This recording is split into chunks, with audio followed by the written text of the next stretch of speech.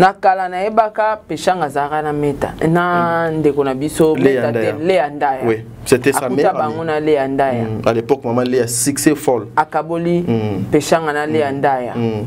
Akuti susu peshanga na Fatou Miracle. Akaboli bangona Fatou Miracle pour y régner. En fait à vivre na esprit à diviser pour mieux régner tout le babongo parce que tant maman livre azaki na belle vie toujours mon liste kendaka na batebele.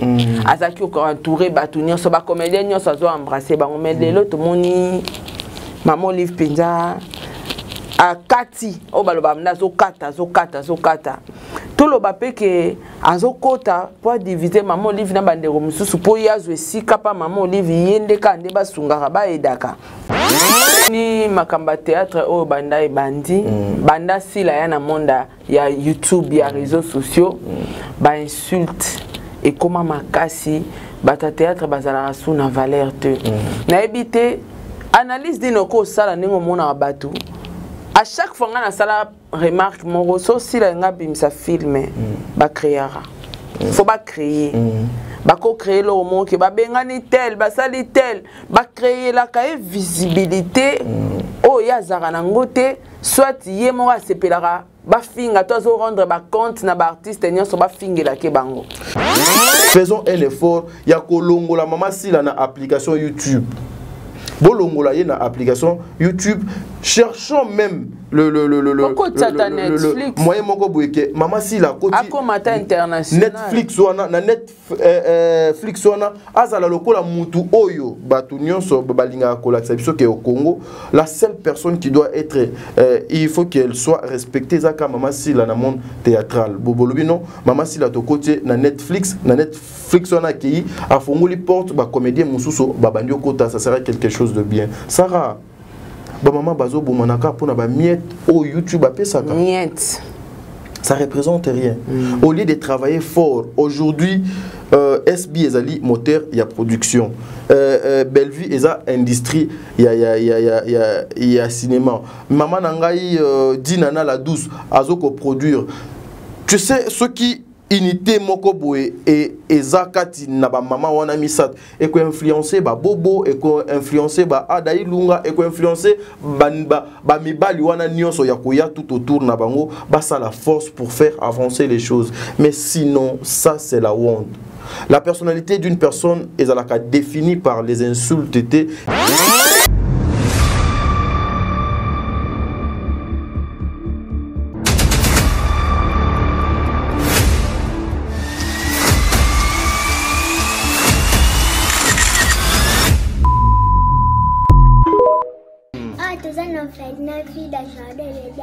to sunga bana oyo okota likambo oko ba bana nzambe zambe pe akota makambo na bino basunga biso na basaki na bakaye na babiki toenda kotenga na balabala soki mame milasa la ka ote na ero biso to na balabala nzambe abate ya pima mame mili place za apese mbongo nana posa totanga ndenge bana batino so baza kotanga polo bile peto koma bato kola pambola binomi papa shika pesa ni benga ye peza ya cosité te so moni ana te kene bana mo bible lobi soko ni mosali kamba malamu ozoka kwa mabe sala malamu parce que ce qu'on vient d'ajouter vient du diable le père des mensonges. Donc si vous avez directement la conviction d'aider Yaya Sala, moi je crois le Dieu que j'adore et je prie Jésus Nazareth.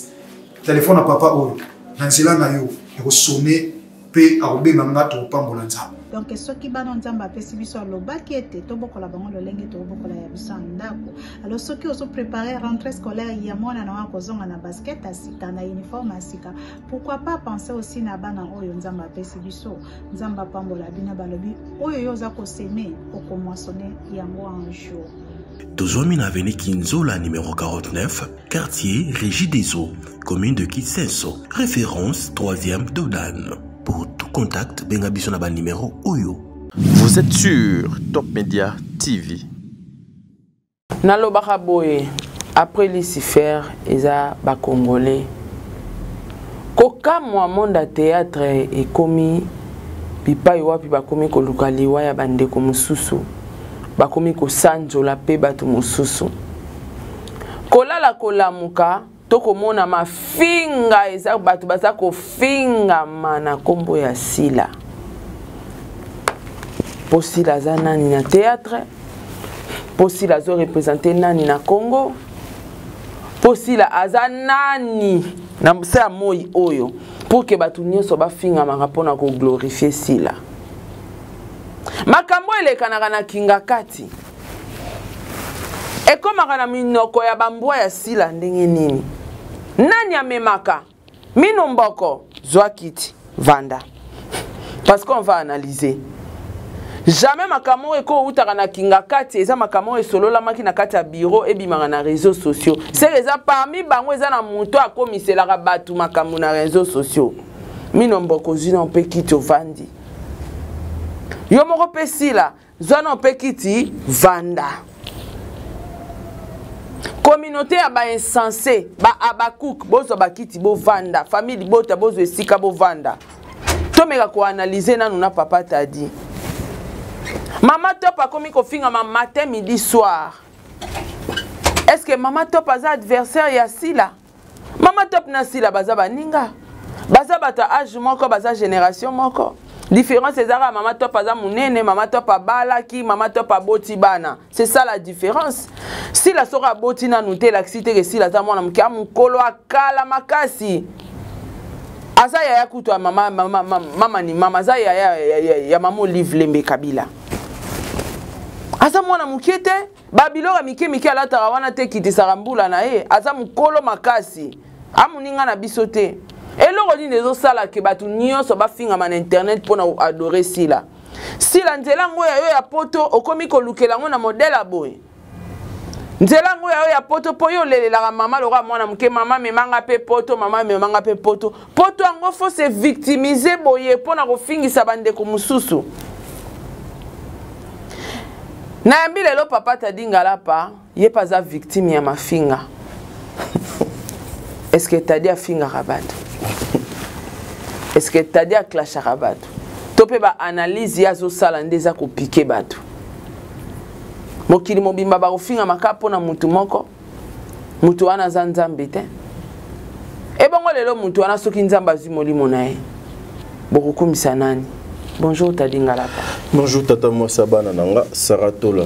On est santé no rabana. Ouais, santé ça va, bien que des fois il y a l'estomac qui me dérange, mais ça va. Nzamazo son maman. Ça la paix OK nango bien. Ouais, boulot pena ezo kende penement qui toko malgré bamboa déjà si bazana kati mais toujours faire face entre des personnes conscientes et puis les personnes inconscientes. Donc très bien na épisode tokos net na film.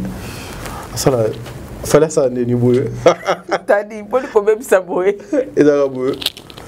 Donc on ça bongo tenga mon ande mo doit facile donc na épisode tokos na net na film. Dieu fait grâce oui. Bon, on les la terre apparemment va flèche mati toyebani. Toyebani ko ça assemblate ba flèche mati. Tes flèches maintenant ça va.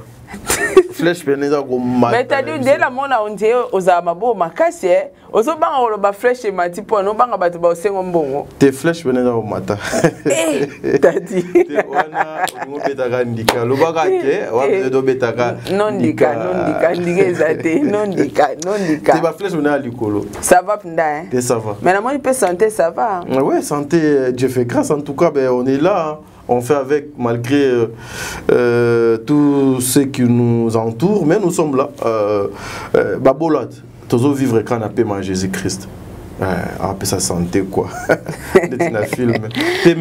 Mais ça apparemment il y a dans ma camouflage aux lukapo et t'as les lina et l'obelinetti. Té non répondre. Naza pena pro. Naye. Oui. Oui naye. Oui penza. Naye. Nana mutu moko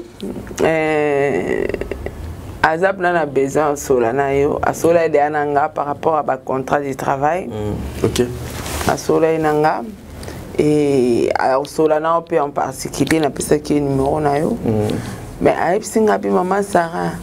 Eza ni kamona mona on dirait et semblera tadingala pas difficile mais biso pesko na nenga ba contrat na biso d'être au travail à tolinga plus qu'au travail na bateau bazar Bah responsable marié.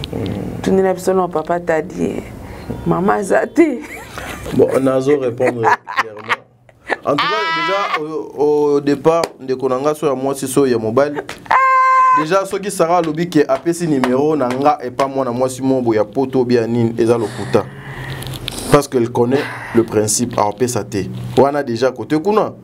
Naibike, à PSAT, preuve, j'ai une amie Chika, Mastananga Benakala.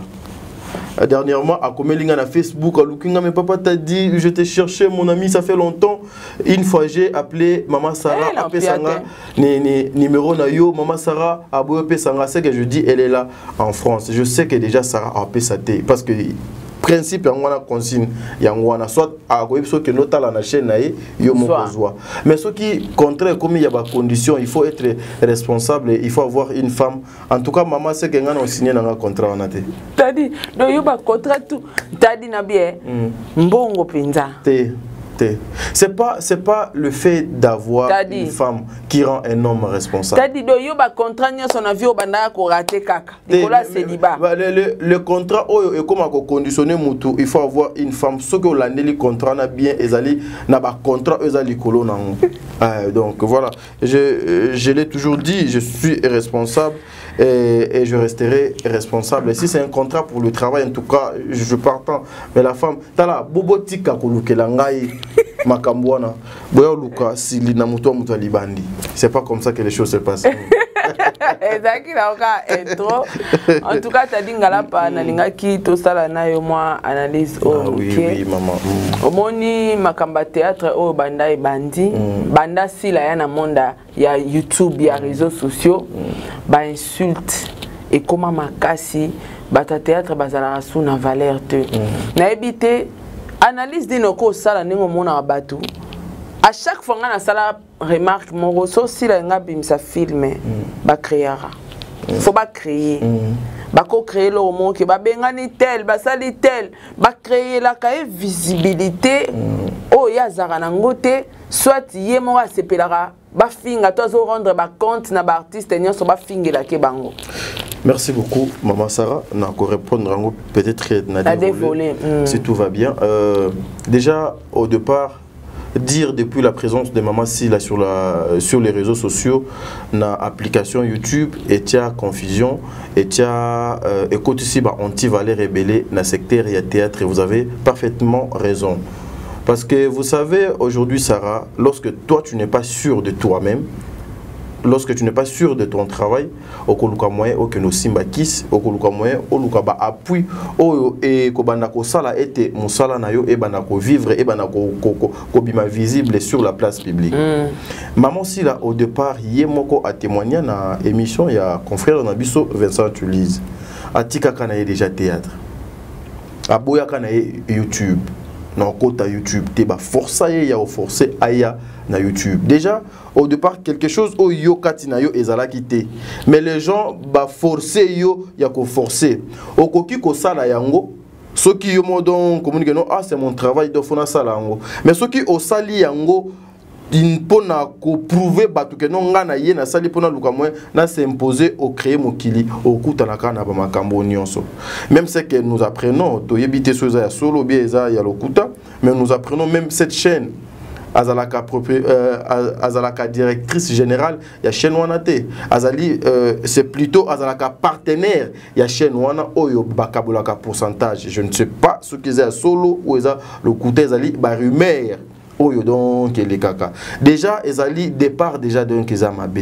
L'arrivée ya Maman Sila na YouTube en tout cas écoute ici anti-valeur makasi surtout les comédiens baba sous na place ils ne sont plus respectés. La seule personne que les abakouk imposent na théâtre il faut qu'on respecte c'est Maman Sila. À part Maman Sila on doit respecter aucune autre personne. Or ce n'est pas ça. Ce n'est pas ça. C'est que nous demandons même na Maman Sila YouTube est en application. Ça ouais. Babunda bakota ba Netflix. Sarah YouTube est en application. Moi aujourd'hui ça me fait trop mal de voir que tout le monde sont insultés na combo, il y a une seule personne de gande autour de la question, mais cette personne wana garde silence. Cette personne wana okomonaye elle danse. Cette personne wana okomonaye Azalina Essengo. Vous savez même le président Kabila à l'époque, Raïs, je l'aime beaucoup. Même lorsque les choses à chaque fois qu'il a eu l'occasion de passer à la télé, il avait toujours un message. Et le message est que pour critiquer la gestion, elle était toujours à côté de la nation pour dire aux gens ngai erbozo koloba biloko na ngai oga na besoin que mboka na nga lobi ezaleza oyo eza aux preuves aujourd'hui. Oyo ezoko salema na mboka na biso actuellement et babenga kango continuité ya l'état. Les actes posés aujourd'hui par Moutou Ayaki remplacé papa Kabila Azali notre président papa Félix Ezali, c'est que papa Félix a trouvé sur la table de papa Kabila. Aïe Azui a continué yango, c'est comme ça. Et ça peut le coup là, papa Félix Aza, il est en train de travailler pas seulement pour un temps Oyaza, mais Azoko travaille aussi pour demain, pour que Oyo Akoya ko remplacer akuta na table naie quelque chose. Ça doit être comme ça. Diriger c'est prévenir.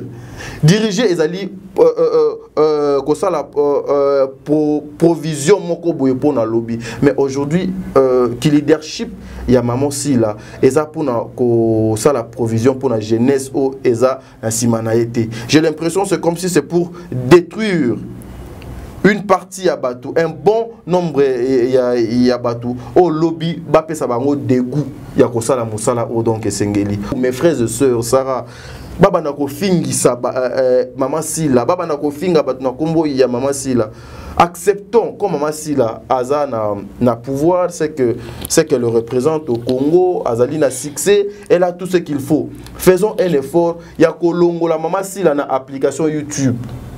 Bolongola na application YouTube, cherchons même le moyen moko boyeke mama si la côté Netflix wana na Netflix wana azala lokola mutu oyo batu nyonso balinga kolakisa biso ke au Congo, la seule personne qui doit être il faut qu'elle soit respectée zaka mama si la na monde théâtral bobolobi non mama si la to côté na Netflix wana ki a fongoli porte ba comédien mususu babandi okota, ça sera quelque chose de bien. Sarah maman bazo bomanaka pour na ba miette au YouTube apé ça. Miette. Ça représente rien. Au lieu de travailler fort, aujourd'hui SB ezali moteur il y a production. Bellevue eza industrie il y a cinéma. Maman nangai dinana la douce azoko produire. Tu sais ce qui unité moko boye et ezakati na ba mama wana misat et ko influencer ba bobo et ko influencer ba adai lunga et ko influencer ba mibali wana nyonso ya koya tout autour na bango ba ça la force pour faire avancer les choses. Mais sinon ça c'est la honte. La personnalité d'une personne est définie par les insultes que les gens apportent sur les autres et par ton nom. Ça fait pas la beauté et que vous ne serez pas visible et crédible même sur le plan international. Parce que aujourd'hui, moi, je ne pense pas on peut entrer quand il y a internet peut batangi la grandeur de Maman Sila. Je ne pense pas. Mais au moins deux arbres sur le téléphone, on a besoin autant comment ini edo autant ce qui peut au quotidien net autant Ursil Pechanga autant Ursil Pechanga. Mais tandis que visiblement Ursil n'est pas mutu donc azawana eza Maman Sila. Mais qu'est-ce que Maman Sila azoko tiana mituna biso, qu'est-ce qu'elle prépare balé qui même ba oyi azoko encadrer pour demain, ça sera l'échec. Tolo bagé théâtre à Congo ils ont chité le théâtre au lieu en tout cas contrairement à ce qui s'est passé hier au moni lobby ba papa na biso ebélé ya théâtre bazala formé pour na ko former batu misusu. OK. Ils étaient rien que les acteurs. Ya basi bazala ki rien que les actrices. Siko ba oyo ba yesikoyo bazali na posa ya koyo kolana ya ko former batu misusu. Mais siko na koyo kolana ya ko former batu misusu wana hein? So koye kola. Yeah, sorry, des fois I'm crazy. I'm crazy. I'm crazy. La langue lingala, des fois, ça me semble un peu difficile. Difficile, plus anglais. L'anglais, j'ai la facilité, puis et la langue française, tu vois un peu qu'est-ce que tu vois un peu qu'est-ce que je veux dire. Yes, voilà, I comprend. Voilà. Donc, bazo ko yeko là. Bazo pe ko exercer ndenge donc sengeli mais na kati ya babilo kwana mama Sarah bakoti si anti-valeur bakoti si mabe bakoti bosoto yango ozomona ke au lieu que le théâtre avance ezozonga sima Sarah tata mosa bana nanga YouTube eza application aujourd'hui tout le monde crie je suis le tout puissant je suis beau bon so YouTube bakangi na tiki nanga abaye na ya biatiki musala lelo a kolala donc ala muki alobite ateki yango ekomelo mususu tokosuka wap men na yebise mikolo nanu te tonton YouTube je suis ton neveu mikolo kokanga nanu te laisse-nous d'abord travailler laisse-nous d'abord travailler bitumba ezala ya YouTube te tu vois maman Sila a des qualités tout ça une émission yozomi talaka nini azala na moi si mon poto datine la ba photo soto ça l'émission donc c'est normal pas mon non je suis en pleine émission pour bazo solane na vidéo voilà donc aujourd'hui en tout cas plus de 25 ans d'expérience, il y a maman Sila. Nous devons définir que Ezo Kenever Penana Mai. Donc voilà, c'est un peu ça. Na 25 ans, on a nios tout na comme vous te ça dit 25 ans. Na 25 ans nios sur la carrière à Sila Salinine. En tout cas, maman Sila Azan a réperté Azan na référence té. Ngala Azan a référence. Référence na eza auto vivre lelo. Mais Kassime, je suis en train de venir maman. C'est parce que donc au précédent mais sinon je voulais Koko Yawana omoni maman Sila o azo transmettre lelo et pas bat. Et ça c'est qu'elle avait reçu hier et pas maman o ye mo doit appeler ça témoignage idole na yo maman nani mère ngo doit kufa. Ah bon et yaka non maman bomengo te mindondo te maman ba mère na biso na pena ya kala wana atoye pas mutakala atanga même kombo na ye elle a copié cette maman yango moni décor dans aloba na théâtre tozaka kana ba copie na ba copie collé ouais copie na ba copie c'est-à-dire aujourd'hui peut-être on allait penser na maman Sila que Sila azwaki image ya maman moko boy o a copier ki lobby mais aye na théâtre tala o ya sali tala o ye donc a pesi biso maman ini edo aza na moins ya na ba année oyo a exercé na musala ya cinéma na Nigeria mais aujourd'hui cette dame azali marque maman Sila azali marketing Taza marque ba maman azali marketé or Anel ayebi ko jouer ayebi ko incarner rôle na ye o donc a copier pas ya maman wana on allait trouver des valeurs oyo eko kiko sala ke bano bazo ko ya lelo ba copier aujourd'hui on parle que Mochopi a copié Sila non mais c'est parce que Sila a hérité quelque chose et pas ya mutu moko boy mutu na kufi image tikali donc et pas ya Sila lelo soki donc aleki mutu moko boy azu image wana a continuer nango mais contrairement na Pululu contrairement na o ya mwasi o aida donc a copier comme nani ndeko na biso mwasi o nani na buyi ya buyi contrairement na Fiston sai oyo ke non aza lelo ke Fiston sai na théâtre a mema boyi contrairement na ba mangobo contrairement na ba maître paille contrairement na bateau pena que non sauf fani pelubi que non bateau pena na théâtre a memi boyi a memi quelque chose vous comprenez parce que s'il faut parler il y a production il y a film aujourd'hui que une comédienne a zo la production opena koloba production maman Sila azoya peut-être na 3e ou 4e place oyo que non ba collègue na mususu ba memiye na loboko po abanda ko sala production jusque là moi je me pose des questions en quoi la société congolaise ba ko kanisa maman Sila c'est comme ça oyo tu koloba si y a quelque chose que nous devons penser et pas ya maman Sila et kozala kaka oyo tozo komona sur la place publique na réseaux sociaux les insultes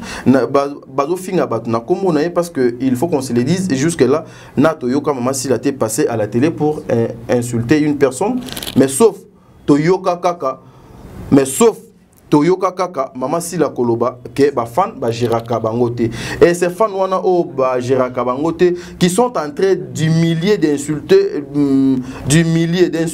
le personne na kombo ya mama Sila en tant que leader ba kataka hémorragie pour sauver CV na yo nini lobby na yo sur le plan professionnel. Tu sais, les gens qui sont professionnels, Mama Sarah, akolinga aucune seconde que azala attaché par les antivaleurs par de bêtises parce que rendre crédibilité sur le plan professionnel. Voilà, c'est un peu ça. En tout cas, merci beaucoup Papa Tadi pour répondre vraiment à la question na moulaï mais ou faire comprendre na bato ba Rolanda Bisom. Na lingai na tout no mutuna o na ebi que osa mieux placé à répondre en mais tu peux analyser. Si la na belle vie ba oui la rani. En tout cas, Kando Lobby, le fond pena toye bagate. Mais la forme, tokoku ko répondre ezali, il y a la jalousie dedans. Il y a la jalousie dedans. Au menu, dans la vie, si tu veux bien vivre, Sarah, ndeti biso bana mibal, faut longa mbongo olongi na lokumu. Ce qui mbongo et pas na yo o trouva kango normal lokumu okipa kango te nzoto a mwasi eza e loko mobali azoko banga tu seras très à l'aise na ba point nyonso mais soki ka oluli mbongo oluli mwasi oluli lokumu oko finir seulement na ba n'importe quoi sur la place publique. C'est que na comprenant hier on avait sous-estimé Bellevue. Hier Bellevue ba pesa e chanceté ba benga Bellevue moi na moi ya mobola ba bola moko boy papa na yo da sala ka so nini maman na yo so nini mais aujourd'hui la vie c'est Dieu qui donne la vie la bisonio soto yebi mais vie o ya mokie sur le plan professionnel que maman Sila azanango presque c'est grâce à Nzambe à Sala et pas Bellevue a eu connexion et Memi et pas maman livre et boti mbuma odon ke boti aujourd'hui.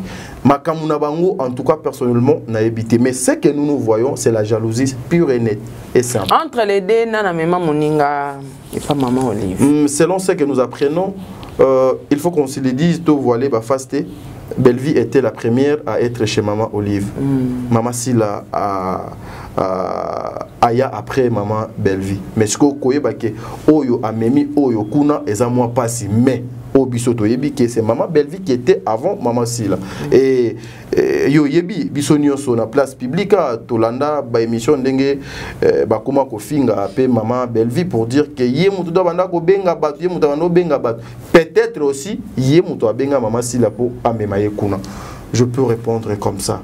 Kolala kolamuka eza lo rôle ngana tozana kata bureau awa to solo linga yo Josué lobby kuna monsieur bandi ko sala makuna na ngambo ya bayams ba robeta masolo auto sola kina kati ya réunion a biso misato makambo ezaki ekomi kuna ndenge nini makambo esala magana kinga kati bato baza mosika na Congo Kinshasa bazwa kango na facilité pe babimisi yango après mikole kokisana au départ déjà ndenge toza so 5 boy na plateau.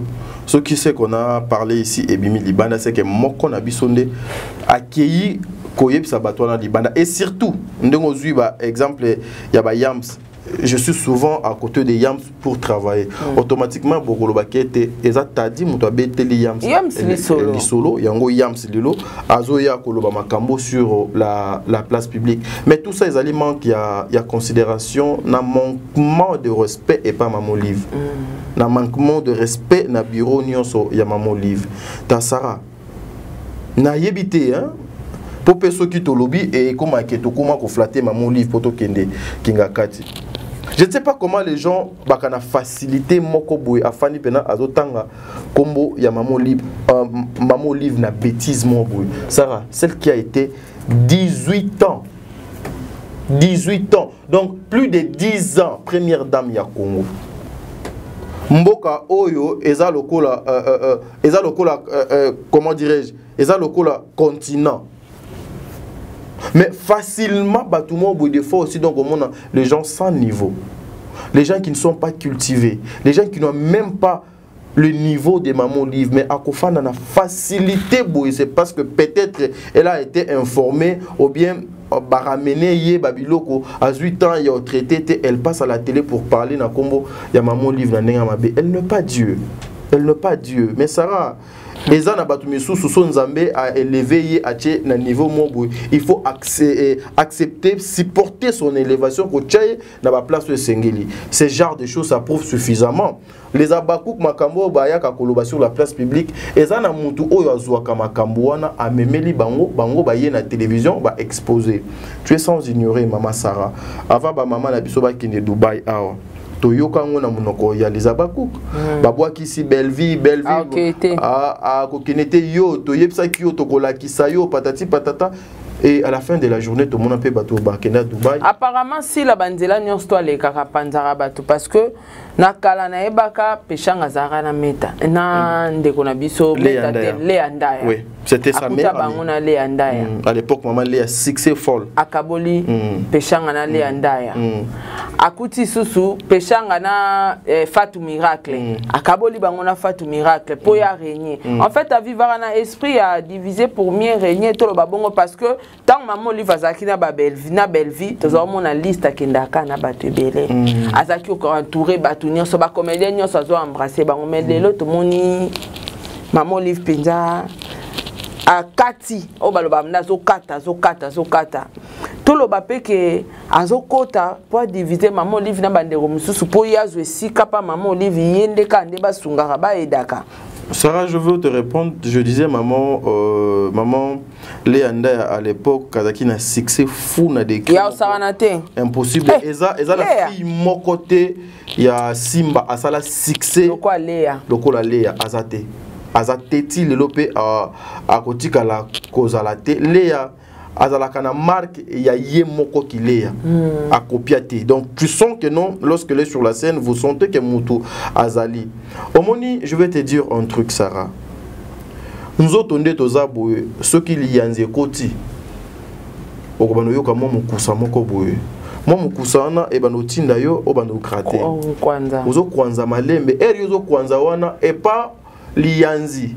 Ezo ko déranger yete et pas lianzi eza caresse o ezo tinda lianzi ayaka mwa munene mais eza la bongo donc yo ozo kwanza na pona yo ozo yo kandeti mwa bien mo boy mwa passe mais lianzi azo monango eza caresse ozo caresser ye ozo pese vitamine aya munene soki akota ki bien te moi parti na mususu donc ezaki libanda yozo kwanza na azo kota lobiso akwanzi lisusu azo ya munene azoya munene lianzi akomaka dérangement de fois qui azuka moi place mon boya fandi et parti ya nzoto kaka mokie okomona ebano tungisa nzoto mobimba ezo tungisa nzoto mobimba na okozala obligé fo longola lianzi wana ata cicatrice et kotikala mais ozo kimia c'est pareil avec ces choses. Sarah yonanga toza awa Maman Olive n'est pas Maman Olive Azali Moutou,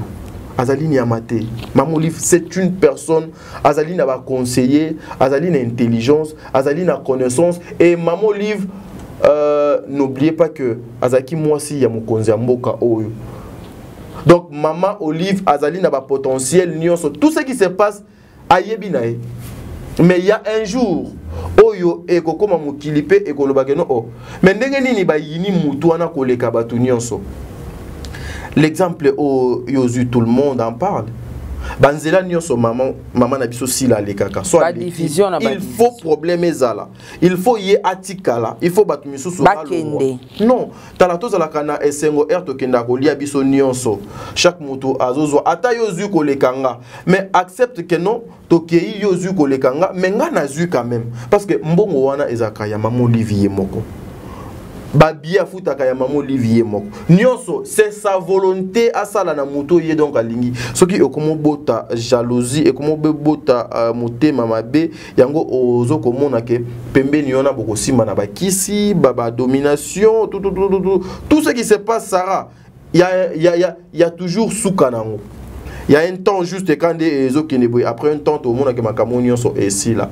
balaka biso belle vie a okende boyete atikala soko to mitunaka ekomaka ndenge nini manque ya respect donc pas maman wana confiance ezate considération donc ezate donc eza kobimisa maman wana lokola bakoma ba master basala na bango ba jemoko boye moi qui songi wana alors qui songi wana lokola maman doit être gentil akobeto loboko pona yo do moni que notre komi ba master tu prends ça tu amènes ça chez les chiens par exemple parce que mboa ceux qui aza mutu so na conscience était akomi mboa akomi nyamazamba alors mutu donc aza na conscience ata on t'amène donc un truc comme ça tu prendras le temps de réfléchir pour dire mais écoutez oyo azali maman o azali boye même si na que ça la analyse nanga je ne peux pas aller exposer maman Olive aujourd'hui bato ba exposer maman Olive sur la place publique lelo na milieu culturel pour maman a comme lokola Joséphie ezali bande ko na biso ya les abako donc ça juste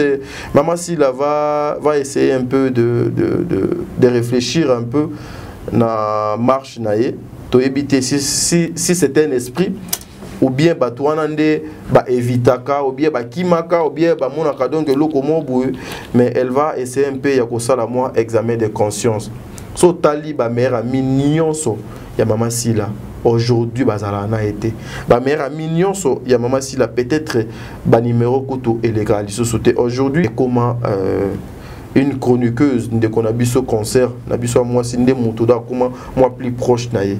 Comprenez? Donc c'est un peu ça. En tout cas, il y a un ça ne va pas.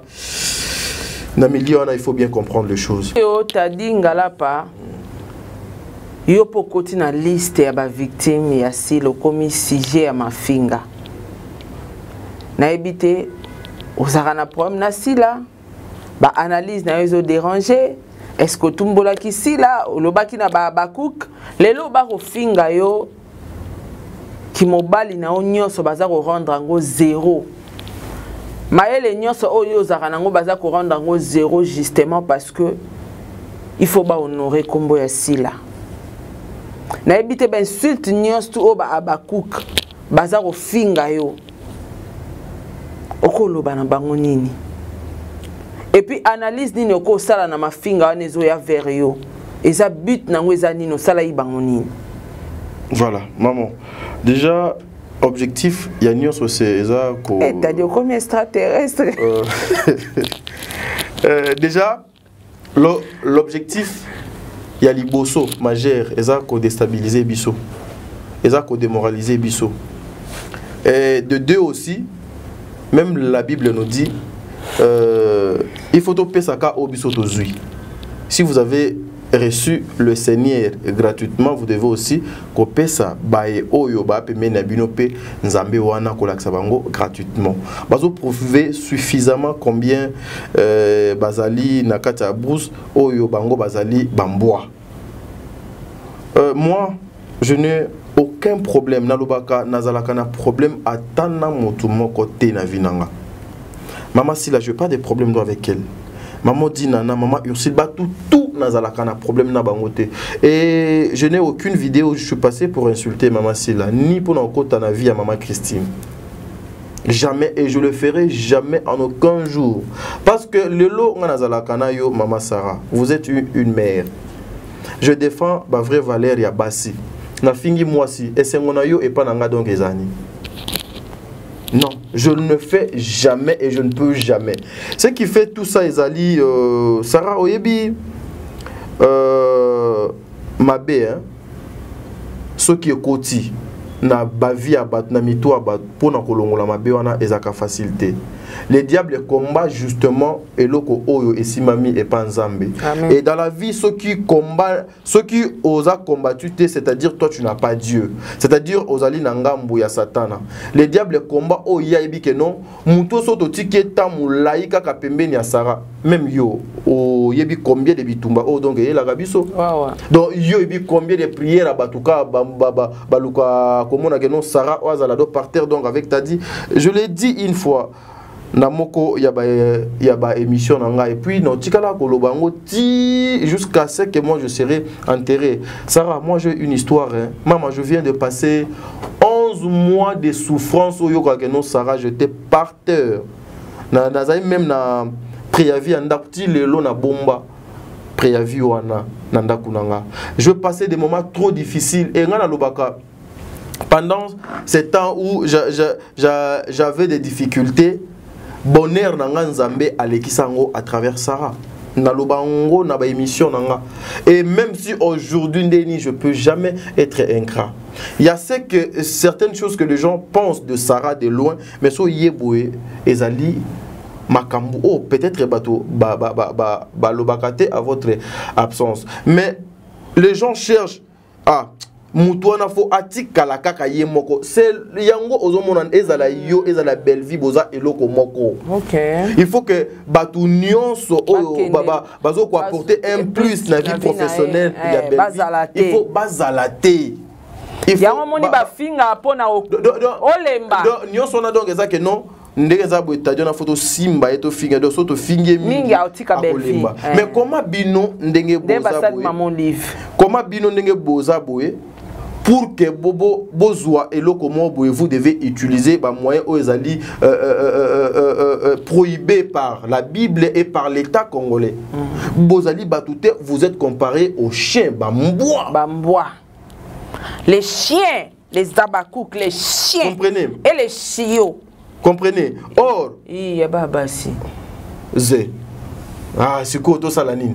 Chio Zé. Et qui est bongo? Voilà la langue. En français. Voilà. Donc, Maman Sarah, en tout cas, moi, et affaiblir ngate, et nga déjà na lobaka, je suis nazala lokola musulman. Je suis chrétien, mais j'ai un comportement de musulman. Tu sais, la trahison est pas nanga et zalaka impossible. Lorsque je suis déterminé à faire quelque chose, je préfère mettre ma tête et le sang puisse couler. Donc, si je comprends bien au fin de ma pona, belle vie kaningo sara ou apportera. Mais Maman Sarah, nyonso wana ezaka kapona koluka moyen ya ko moi savoir o tozo la sabatu que non bandeko nanga o ezali mabe to tikango to embrasser nzela o tout ça maman ba combattre nga sur tous les sens nga ezana moko abenganga maman wana dans na France nazwaka toujours ndeko nanga Daniel témoin ba proposanga makambo fallait ba proposer nga et belé to sola nazwa téléphone nga na cha mail libre to sola na Daniel to fandi na ye ba laksanga ba avantage ndenge nini eza mama conscience tanga ezalaka à vendre te pour que quelqu'un ayaka ka apesa mbongo da somba de conscience nanga ezaka ka ba fruit bazo kolaksa éducation oyo bazui na bandaku na bango bazo kolaksa ndenge nini bazo ko défendre mama Sila na ndenge mabe saranga lo bango mama Sila a des valeurs. Sarah, azali na ba valeur ndenge ba ma belle vie bazana ba valeur ndenge ba mama dinana ndenge ba mama top. T'as dit je cours derrière les temps. N'a pas le ba valeur à bateau à terre. S'il vous plaît. Moi je cours derrière les temps. Ouais, yo time is money. D'accord, mais je suis ton invité, protéger nga ipé, tikelanga pe tampon nga. Te okomi na makamba ba valeur awa. Time is money. Mais ces valeurs sont effacées actuellement à cause. Ces valeurs sont... Ayoki, hein? C'est bon.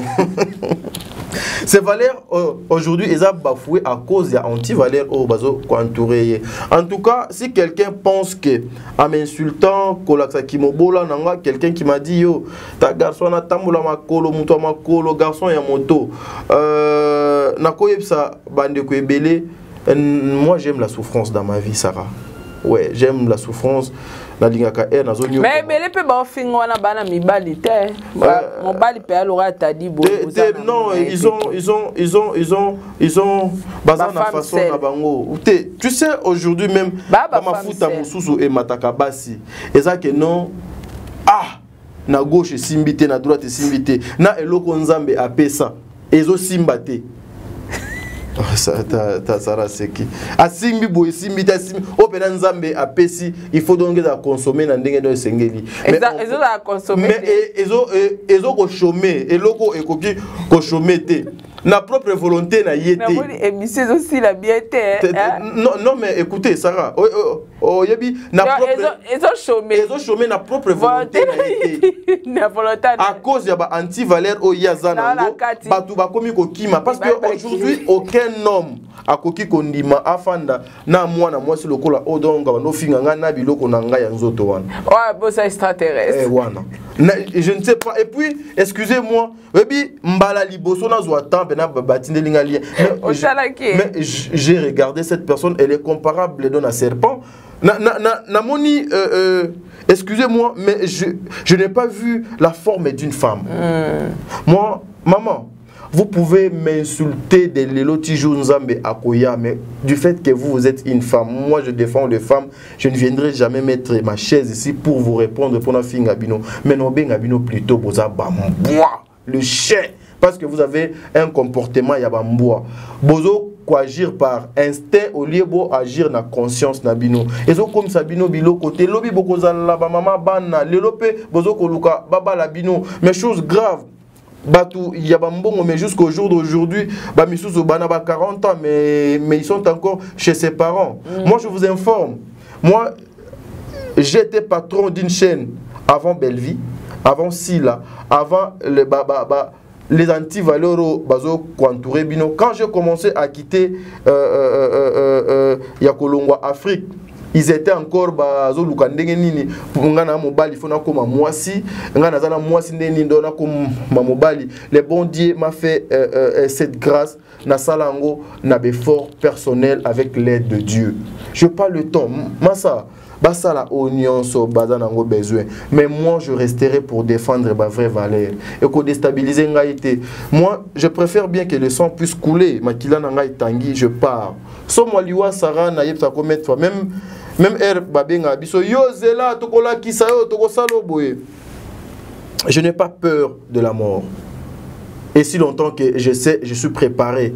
Sinabotami, Soukananga, le meilleur. Kobenga la mort pour moi non boti te tika. Meilleur. Bazolo makambo ezana nzela. Ezana nzela mais kolobate que je n'ai pas peur de la mort. La mort.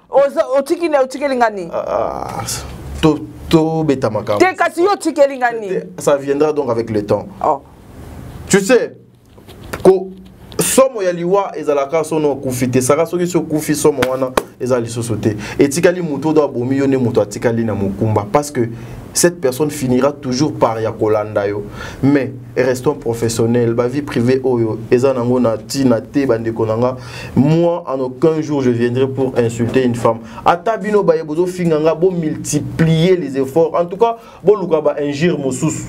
Ma famille est pauvre, mais j'ai été bien élevé. Bien éduqué. Bien éduqué. Pas dédicace.